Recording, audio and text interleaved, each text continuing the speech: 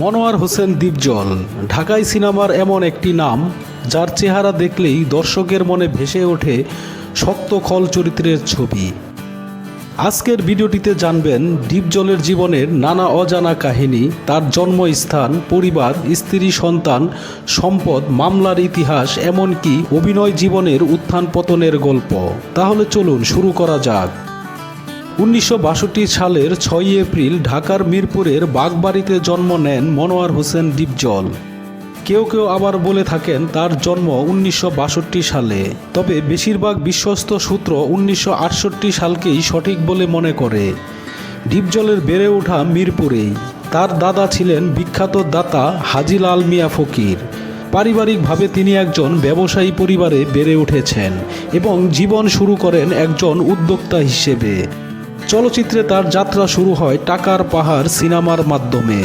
শুরুতে নায়ক হিসেবে অভিনয় করলেও বিশেষ সাফল্য না পাওয়ায় নিজেকে প্রতিষ্ঠিত করেন একজন খলনায়ক হিসেবে। আর এখানেই হয়ে ওঠেন অনন্য। তেজি, আম্মাজান, কোটি টাকার কাবিন, চাচ্চু, গুন্ডা নাম্বার 1 সহ অসংখ্য হিট সিনেমায় তার দুর্দান্ত অভিনয় আজও দর্শকদের মনে গেঁথে আছে। তবে সিনেমার বাইরেও ডিপজলের জীবন ছিল আলো ছায়ার খেলা।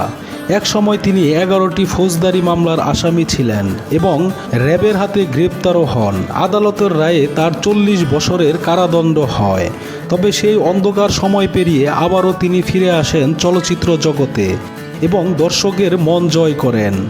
ডিপজল একজন রাজনৈতিক ব্যক্তিত্ব।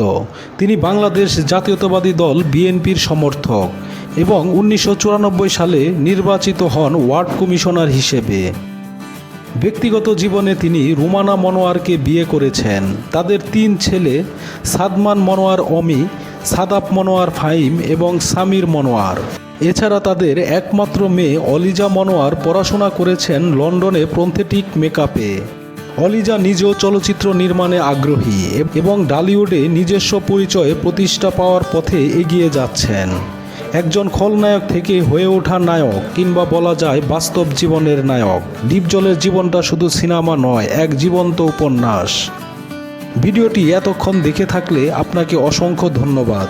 যদি এমন আরও সেলিব্রিটিদের জীবনের অজানা কাহিনী জানতে চান তাহলে অবশ্যই আমাদের চ্যানেলটি সাবস্ক্রাইব করে পাশে থাকুন।